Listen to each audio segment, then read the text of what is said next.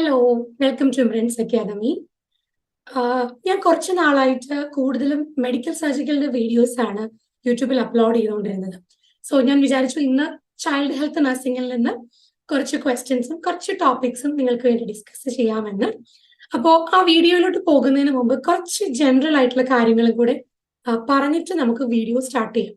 മറ്റൊന്നുമല്ല, നമ്മുടെ ഈ വീഡിയോസിന് താഴെ എപ്പോഴും ഞാൻ കാണുന്ന ഞങ്ങൾ രണ്ടുപേരും കാണുന്ന ഒരു കമന്റ് ആണ്, കൂടുതൽ കണ്ടന്റ് യൂട്യൂബിലേക്ക് അപ്ലോഡ് ചെയ്യണം, അല്ലെങ്കിൽ ഈ ലൈസൻസിങ് എക്സാമിന്റെ സിലബസ് കംപ്ലീറ്റ് ആയിട്ടും യൂട്യൂബിൽ അപ്ലോഡ് ചെയ്ത് തരണമെന്ന്.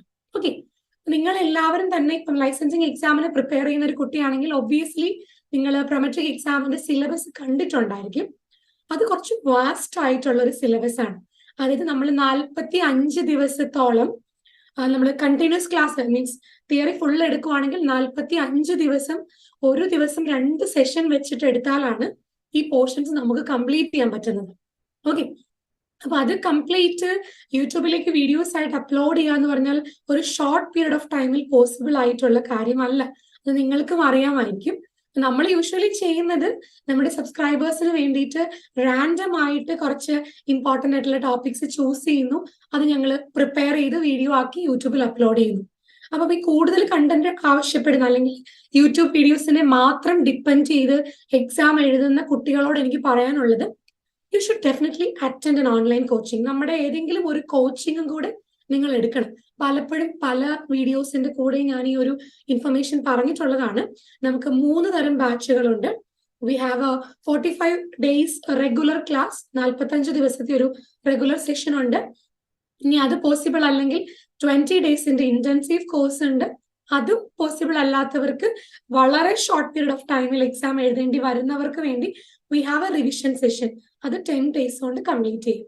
ഓക്കെ, അപ്പൊ ഈ ഒരു കോച്ചിങ് എടുത്തിട്ട് നമ്മുടെ മോക്ക് ടെസ്റ്റുകൾ പ്രാക്ടീസ് ചെയ്ത് നമ്മൾ കൊടുക്കുന്നത് 5300 ക്വസ്റ്റ്യൻസ് അടങ്ങുന്ന മോക്ക് ടെസ്റ്റ് ആണ്. We have A mobile application. നിങ്ങൾ പലരും പ്ലേ സ്റ്റോറിൽ നിന്ന് ഡൗൺലോഡ് ചെയ്ത് യൂസ് ചെയ്യുന്നുണ്ടായിരിക്കാം. സ്റ്റിൽ നമ്മളത് നിങ്ങൾ ഞങ്ങളുടെ കോഴ്സിന് ജോയിൻ ചെയ്താൽ we will give you that mobile application also. അപ്പൊ അതിലെ ക്വസ്റ്റ്യൻസ് എല്ലാം പ്രാക്ടീസ് ചെയ്ത് തിയറി ക്ലാസ്സുകൾ അറ്റൻഡ് ചെയ്ത് അങ്ങനെയാണ് നിങ്ങൾ എക്സാമിന് പോകേണ്ടത്. അത് മാത്രമല്ല, ഈ തിയറി ക്ലാസ് കഴിയുമ്പോൾ നമ്മൾ ഒരു റിവിഷൻ ഫ്രീ ആയിട്ട് കുട്ടികൾക്ക് പ്രൊവൈഡ് ചെയ്യുന്നുണ്ട്. അത് എത്ര തവണ വേണമെങ്കിലും അവർക്ക് കാണാം. ഇനി അത് കൂടാതെ we are giving recent exam question discussion. അത് നമ്മുടെ കോഴ്സിന് ജോയിൻ ചെയ്യുന്നവർക്ക് മാത്രമേ നമ്മൾ പ്രൊവൈഡ് ചെയ്യുള്ളൂ. അപ്പോൾ ഇത് പറയാൻ കാരണം, ഞാൻ കുറെ നാളുകളായിട്ട് കാണുന്നുണ്ട് കുറച്ചുകൂടി കണ്ടന്റ് അപ്ലോഡ് ചെയ്യണം അല്ലെങ്കിൽ ഫുൾ വീഡിയോസ് അപ്ലോഡ് ചെയ്യണം. അത് പോസിബിൾ ആയിട്ടുള്ള കാര്യമല്ല. അപ്പൊ നിങ്ങൾ ഒരു എക്സാം പോയിന്റ് ഓഫ് വ്യൂവിൽ പ്രിപ്പയർ ചെയ്യുന്നവരാണെങ്കിൽ definitely try to attend our any of our courses. ഏതെങ്കിലും ഒരു കോഴ്സ് നിങ്ങൾ അറ്റൻഡ് ചെയ്യുക. ഈ പറഞ്ഞ റെഗുലറോ അല്ലെങ്കിൽ ഇന്റൻസീവോ റിവിഷനോ ഏതെങ്കിലും അറ്റൻഡ് ചെയ്യുക. അപ്പൊ അങ്ങനെ ജോയിൻ ചെയ്യാൻ താല്പര്യമുള്ളവർക്ക് വേണ്ടിയിട്ട് നമ്മുടെ ഓഫീസിൽ കോൺടാക്ട് ചെയ്യാനുള്ള നമ്പർ ഞാൻ ഈ വീഡിയോയുടെ കൂടെ അപ്ലോഡ് ചെയ്തേക്കാം, ഡിസ്ക്രിപ്ഷനിൽ കൊടുത്തേക്കാം. ഓക്കെ, അപ്പോൾ നിങ്ങൾ അങ്ങനെ പ്രിപ്പയർ ചെയ്ത് എക്സാമിന് പോകാൻ ട്രൈ ചെയ്യുക. ഓക്കെ, അപ്പോൾ നമ്മൾ ഇന്ന് ഡിസ്കസ് ചെയ്യുന്നത് പീഡിയാട്രിക്സ് ആണ്, ചൈൽഡ് ഹെൽത്ത് നഴ്സിംഗ്. നിങ്ങൾക്ക് അറിയാം, ഇറ്റ് ഇസ് ഇമ്പോർട്ടൻറ്റ്. നല്ല രീതിയിൽ ക്വസ്റ്റ്യൻ ചോദിക്കുന്ന ഒരു സബ്ജക്റ്റ് ആണ് പീഡിയാട്രിക്സ്. ഓക്കെ, അപ്പൊ നമ്മൾ ഇന്ന് ചെയ്യുന്നത് ക്വസ്റ്റ്യൻ ഡിസ്കഷന്റെ 19ാമത്തെ വീഡിയോസ് ആണ്. 19ാമത്തെ വീഡിയോ ആണ്. നമ്മൾ ഇതിനു മുൻപ് 18 വീഡിയോസ് അപ്ലോഡ് ചെയ്തിട്ടുണ്ട്. അപ്പൊ അത് ആരെങ്കിലും കംപ്ലീറ്റ്ലി കണ്ടു തീർക്കാത്തവരുണ്ടെങ്കിൽ it is available in our YouTube channel. You can watch. So question discussion part 19. ഇന്ന് പീഡിയാട്രിക്സിലെ 2 ടോപ്പിക്സിൽ നിന്നുള്ള 3-4 ക്വസ്റ്റ്യൻ ആണ് നമ്മൾ എടുത്തിട്ടുള്ളത്. ഓക്കെ, അതില് first is about croup syndrome. നിങ്ങൾ കേട്ടിട്ടുണ്ടായിരിക്കും ക്രൂപ്പ് എന്ന്. ഓക്കെ, ക്രൂപ്പിലെ 2 ക്വസ്റ്റ്യൻ ആണ് ഫസ്റ്റ് എടുത്തേക്കുന്നത്. നമുക്ക് ആ ടോപ്പിക്കും പഠിക്കണം, പ്ലസ് ക്വസ്റ്റ്യനും ഡിസ്കസ് ചെയ്യണം. ഓക്കെ, സോ ക്വസ്റ്റ്യൻ ഇങ്ങനെയാണ്: a 2-year-old child is brought to the emergency department with a suspected croup. Which of the following assessment finding reflects increasing respiratory distress? Question എന്താ പറഞ്ഞിരിക്കുന്നത്? 2 വയസ്സ് പ്രായമുള്ള ഒരു കുട്ടി നമ്മുടെ ഹോസ്പിറ്റൽ എമർജൻസി ഡിപ്പാർട്ട്മെന്റിൽ അഡ്മിറ്റ് ആയി. ഓക്കെ, ഈ കുഞ്ഞിന്റെ എന്ത് സിംറ്റം കണ്ടാലാണ് കുഞ്ഞിന് ബ്രീത്തിങ് ഡിഫിക്കൽറ്റി കൂടി വരികയാണ് എന്ന് നിങ്ങൾ മനസ്സിലാക്കേണ്ടത്? അതല്ലേ ക്വസ്റ്റ്യൻ. 4 ഓപ്ഷൻസ് ഉണ്ട്. intercostal retraction, bradycardia, decreased level of consciousness, flushed skin. 4 ഓപ്ഷനും കൊടുത്തിട്ടുണ്ട്. ഓക്കെ, അപ്പൊ നമ്മൾ ആക്ച്വലി ഈ ക്വസ്റ്റിന് ഉത്തരം പറയണമെങ്കിൽ ആദ്യം എന്താണ് ക്രൂപ്പ് സിൻഡ്രോം എന്നുള്ളത് അറിയണം അല്ലെ. ക്രൂപ്പ് സിൻഡ്രോം എന്താണെന്ന് അറിയണം. സോ ക്രൂപ്പ് എന്ന് പറഞ്ഞാൽ കുഞ്ഞുങ്ങൾക്കുണ്ടാകുന്ന ഒരു അപ്പർ എയർവേ ഇൻഫ്ലമേഷൻ ആണ്. അപ്പർ എയർവേ എന്ന് പറയുമ്പോൾ നിങ്ങൾക്കറിയാം നമ്മുടെ വോയിസ് ബോക്സ്, ട്രക്കിയെ, ബ്രോങ്കെ വരെയാണ് മെയിൻലി അപ്പർ എയർവേയിൽ നമ്മൾ പറയുന്നത്.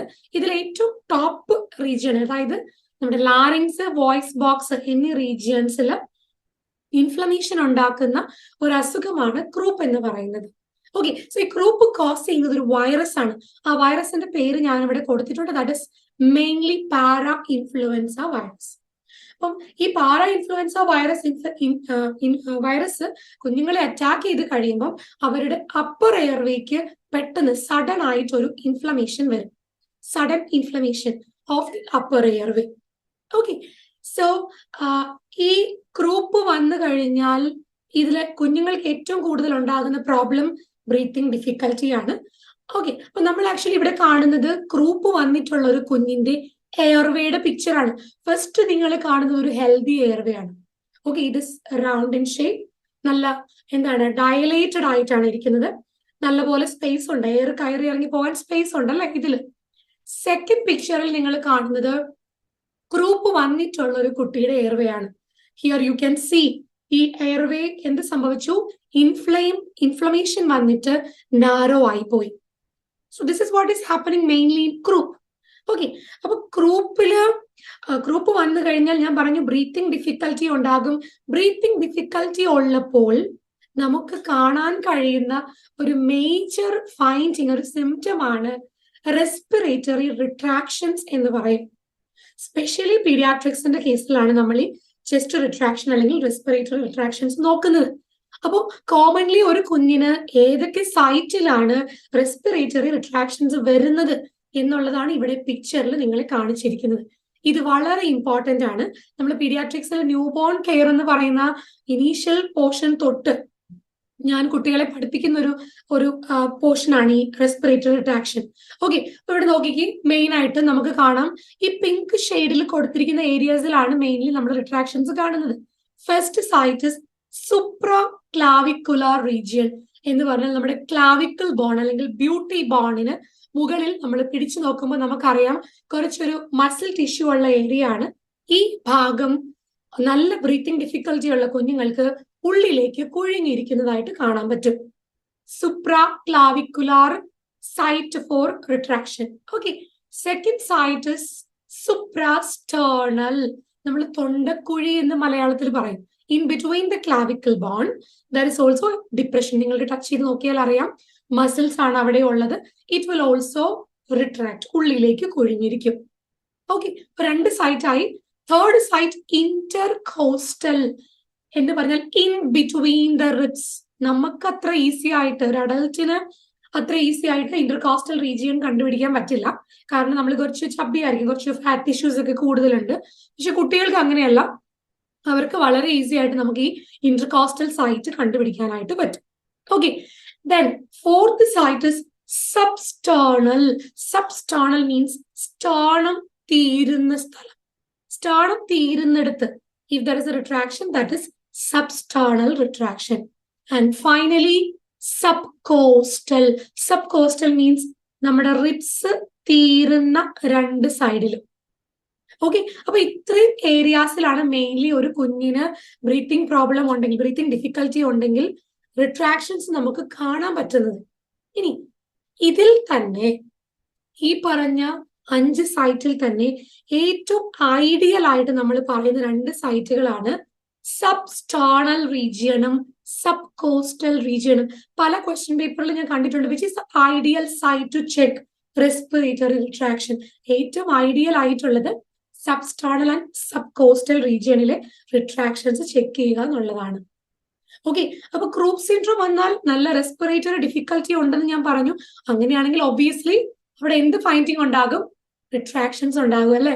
സോ ഇവിടെ പറഞ്ഞിരിക്കുന്നത് ഈ കുഞ്ഞിന് ബ്രീത്തിങ് ഡിഫിക്കൽറ്റി കൂടിക്കഴിഞ്ഞാൽ എന്ത് സിംറ്റം നിങ്ങൾക്ക് കാണാൻ കഴിയും എന്നാണ് ചോദിച്ചിരിക്കുന്നത്. ഒബ്വിയസ്ലി എന്താണ്? there will be intercostal retractions. ഇനി ഇവിടെ ഒരു പോയിന്റും കൂടെ ഞാൻ പറഞ്ഞു പോവുകയാണ്. അതായത് നമുക്ക് നമ്മുടെ ബ്ലഡിൽ ഓക്സിജന്റെ അളവ് ഒരുപാട് കുറവുള്ളപ്പോൾ നമുക്ക് ഡിക്രീസ്ഡ് ലെവൽ ഓഫ് കോൺഷ്യസ്നെസ് ഉണ്ടാവാറുണ്ട്. അത് ഒത്തിരി തീർത്തും ഓക്സിജൻ ഇല്ലാത്ത ഒരവസ്ഥയിൽ ചില കുഞ്ഞുങ്ങൾ ലെവൽ ഓഫ് കോൺഷ്യസ്നെസ് ഇല്ലാത്ത അവസ്ഥയിലേക്ക് പോകുന്നത് നമുക്ക് കാണാൻ പറ്റും. എങ്കിലും ഗ്രൂപ്പിൽ അത്ര സീരിയസ് ആവുന്നതിന് മുമ്പ് നമുക്ക് ഐഡന്റിഫൈ ചെയ്യാം. എങ്ങനെയാണ്? ഈ പറഞ്ഞ ഇന്റർകോസ്റ്റൽ റിട്രാക്ഷൻസ് നോക്കിക്കഴിഞ്ഞാൽ മതി. ക്ലിയർ ആയോ? So that is the first point. ഇനി ഈ ഗ്രൂപ്പിനെ പറ്റി എന്തായാലും പറഞ്ഞതാണല്ലോ, ഒരു കാര്യം കൂടി ഞാൻ പറയട്ടെ. ഗ്രൂപ്പിന് ഒരു ക്ലാസിക് ഫീച്ചർ ഉണ്ട്. ക്ലാസിക് ഫീച്ചർ എന്ന് പറഞ്ഞാൽ മറ്റ് അസുഖങ്ങളിൽ നിന്ന് ഈ ഒരു ഡിസീസ് കണ്ടീഷനെ വ്യത്യസ്തമാക്കുന്ന എന്തെങ്കിലും ഒരു ഫൈൻഡിങ്. ആ ഒരു ഫൈൻഡിങ് ആണ് barking cough. Okay, barking type of cough. So barking cough എന്ന് എവിടെയെങ്കിലും നിങ്ങൾ ക്വസ്റ്റ്യൻ പേപ്പറിൽ കണ്ടു കഴിഞ്ഞാൽ അപ്പോൾ നിങ്ങൾ ഓർത്തോണം ഇത് എന്താ കണ്ടീഷൻ? Group ആണ്. So barking cough is a major finding of group. Clear ആയോ? Okay. So next question. A child with croup is being discharged from the hospital. The nurse provides instructions to the mother and advises the mother to bring the child to the emergency department if which of the following occurs. താഴെ കൊടുത്തിരിക്കുന്നതിൽ എന്ത് symptom കണ്ടാലാണ് ഗ്രൂപ്പിന്റെ ഒരു episode കഴിഞ്ഞ് treatment കഴിഞ്ഞ് discharge ആയി പോയിട്ടുള്ള ഒരു കുഞ്ഞിനെ തിരിച്ച് നമ്മൾ ഹോസ്പിറ്റലിൽ കൊണ്ടുവരേണ്ടത്? Options: child appears very tired, child takes fluids poorly, child is irritable, child develops strider. കുഞ്ഞ് ക്ഷീണിച്ചിരിക്കുന്നു, കുഞ്ഞ് വെള്ളം കുടിക്കുന്നില്ല, കുഞ്ഞ് ഇറിറ്റേറ്റഡ് ആണ്, കുഞ്ഞിന് സ്ട്രൈഡർ ഉണ്ടാകുന്നു. ഈ ക്വസ്റ്റ്യൻ വളരെ ഇമ്പോർട്ടന്റ് ആണ്. എനിക്ക് തോന്നുന്നു നിങ്ങൾ ആരെങ്കിലും മുൻപ് ഈ വീഡിയോ കാണുന്ന ആരെങ്കിലും മുൻപ് എക്സാം എഴുതി ഫെയിൽ ആവുകയോ അങ്ങനെയൊക്കെ സംഭവിച്ചിട്ടുണ്ടെങ്കിൽ ഈ ഒരു ക്വസ്റ്റ്യൻ നിങ്ങൾ കണ്ടിരിക്കാൻ സാധ്യതയുണ്ട് നിങ്ങളുടെ എക്സാമിന്. ഓക്കെ, അപ്പോ ഇവിടെ നമ്മുടെ ഉത്തരം വരുന്നത് ഈ കുഞ്ഞിന് സ്ട്രൈഡർ ഉണ്ടെങ്കിൽ എത്രയും പെട്ടെന്ന് നമ്മൾ കുഞ്ഞിനെ തിരിച്ച് ഹോസ്പിറ്റലിൽ കൊണ്ടുവരണം. Stridor. If the baby is having stridor, we need to seek immediate medical attention. എന്താണ് സ്ട്രൈഡർ? സ്ട്രൈഡർ എന്ന് പറഞ്ഞാൽ ഇതൊരു നോയ്സി ബ്രീത്തിങ് ആണ്. അതായത് നമ്മുടെ അപ്പർ എയർവേ പാർഷ്യലി ബ്ലോക്ക് ആയിരിക്കുമ്പോൾ ആ പാർഷ്യലി ബ്ലോക്ക് ആയ എയർവേയിലൂടെ ശക്തിയിൽ എയർ മൂവ് ചെയ്യുന്നതിന്റെ ഫലമായി പ്രൊഡ്യൂസ് ചെയ്യപ്പെടുന്ന ഒരു ബ്രീത്തിങ് സൗണ്ട് ആണ് stridor. Partially obstructed airway will cause a noisy sound called stridor. അപ്പൊ സ്ട്രൈഡർ ഉണ്ടെങ്കിൽ എയർവേക്ക് ഒബ്സ്ട്രക്ഷൻ ഉണ്ട് എന്നാണ് നമ്മൾ മനസ്സിലാക്കേണ്ടത്. നമുക്ക് ഒരു ഹോം റെമഡി കൊണ്ട് സ്ട്രൈഡർ ട്രീറ്റ് ചെയ്യാൻ പറ്റില്ല. So the ideal management is we should bring the child to the ഹോസ്പിറ്റലിലേക്ക് നമ്മൾ കൊണ്ടുവന്ന് ട്രീറ്റ്മെന്റ് എടുക്കണം.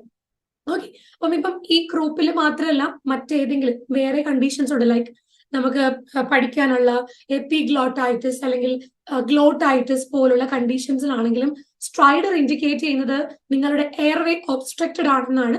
And it is N indication, medical emergency ആണ് എന്നുള്ളതിന്റെ ഒരു ഇൻഡിക്കേഷൻ ആണ് സ്ട്രൈഡർ. നമ്മൾ എത്രയും പെട്ടെന്ന് പേഷ്യന്റിനെ ഹോസ്പിറ്റലിൽ കൊണ്ടുവരണം. ക്ലിയർ ആയോ? സോ ഇവിടെ ഈ അമ്മ കുഞ്ഞില് സ്ട്രൈഡർ കാണുകയാണെങ്കിൽ she should immediately take the child to the hospital.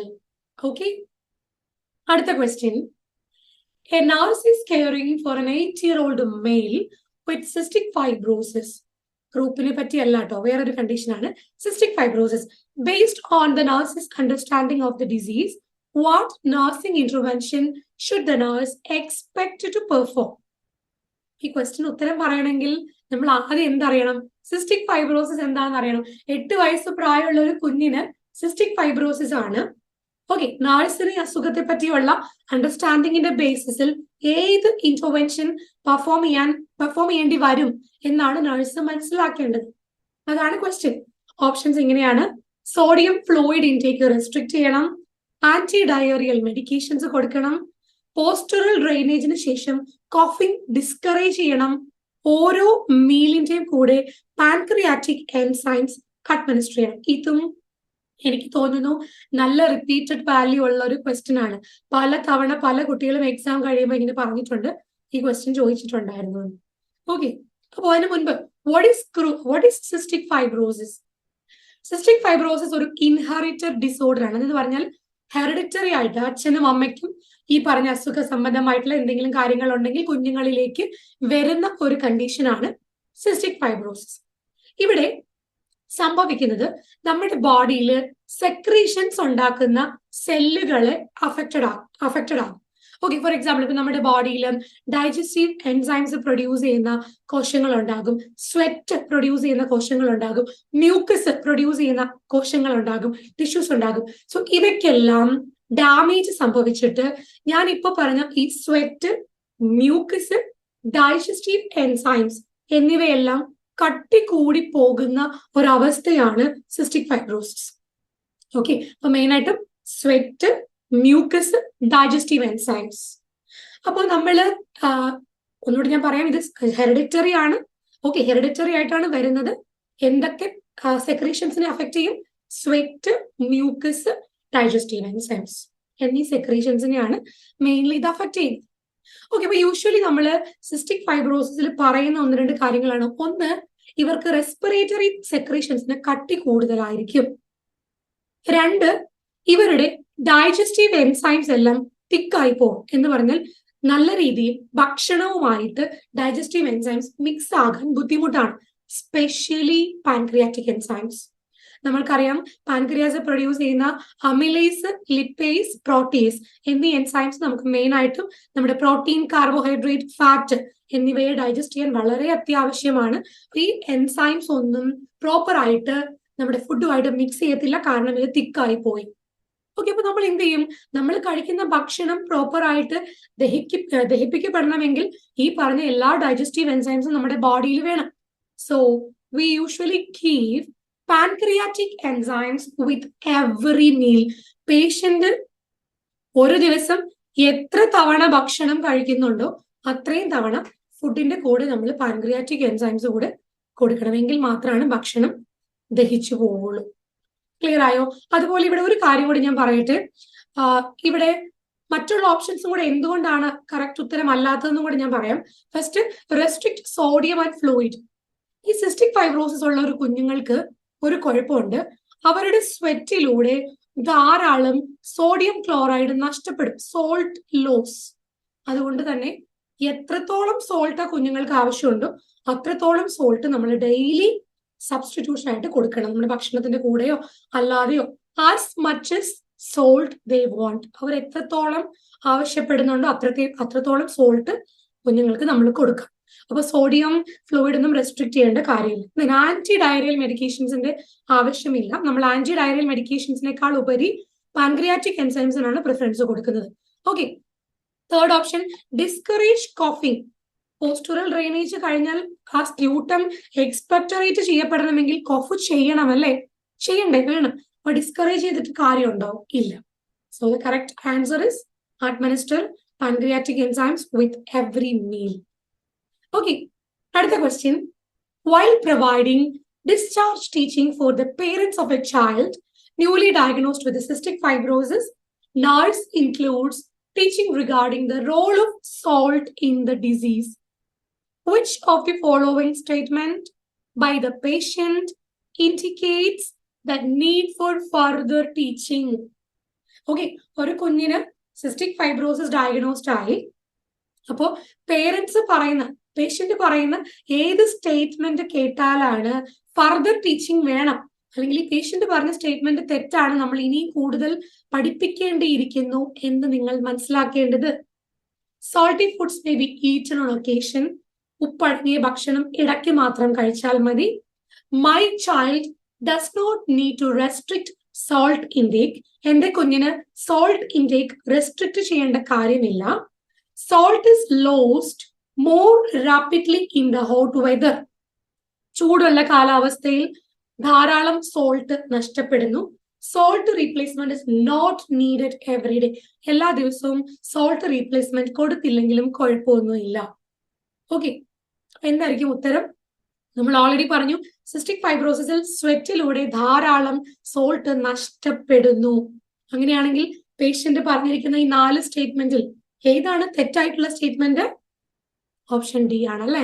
Salt replacement is not needed every day. നമ്മൾ യൂഷ്വലി പറയുന്നത് കുഞ്ഞുങ്ങൾക്ക് എത്രത്തോളം സോൾട്ട് അവർ ഡിമാൻഡ് ചെയ്യുന്നുണ്ടോ അത്രത്തോളം സോൾട്ട് നമുക്ക് അഡ്മിനിസ്റ്റർ ചെയ്യാം. കാരണം സ്വെറ്റി അവർ എത്രത്തോളം വിയർക്കുന്നു അത്രത്തോളം സോൾട്ട് അവർക്ക് നഷ്ടപ്പെടും. ഓക്കെ, ബാക്കി 3 ഓപ്ഷൻസും കറക്റ്റ് ആണ്. ഇടയ്ക്കിടയ്ക്ക് സോൾട്ടി ഫുഡുകൾ കഴിക്കുക, സോൾട്ട് ഇൻടേക്ക് റെസ്ട്രിക്ട് ചെയ്യേണ്ട കാര്യമില്ല. സോൾട്ട് ലോസ്, വിയർപ്പ് കൂടുതലാണ് ഹോട്ട് വെതറിൽ, അതുകൊണ്ട് സിസ്റ്റിക് ഫൈബ്രോസിസ് ഉള്ളവർക്ക് സോൾട്ടിന്റെ ലോസും ഹോട്ട് വെതറിൽ കൂടുതലാണ്. Okay, so this is all about these 2 conditions, croup and cystic fibrosis. ഞാൻ കുറച്ച് കോമൺലി അല്ലെങ്കിൽ റിപ്പീറ്റഡ്ലി നിങ്ങളുടെ എക്സാമിന് ചോദിച്ചുകൊണ്ടിരിക്കുന്ന 2 ക്വസ്റ്റ്യൻസ് മാത്രമേ ഇവിടെ പറഞ്ഞിട്ടുള്ളൂ. ഞാൻ എപ്പോഴും പറയുന്നത് പോലെ it is not possible to include each and every points and each and every topics in YouTube videos. So try to attend our online class if possible. നിങ്ങൾക്ക് എന്തെങ്കിലും ഡൗട്ടോ കാര്യങ്ങളൊക്കെ ഉണ്ടെങ്കിൽ താഴെ കൊടുത്തിരിക്കുന്ന കോൺടാക്ട് നമ്പറിൽ ഞങ്ങളെ വിളിക്കാവുന്നതാണ്. Okay, so thank you for watching. Wait for more videos. Thank you. Bye.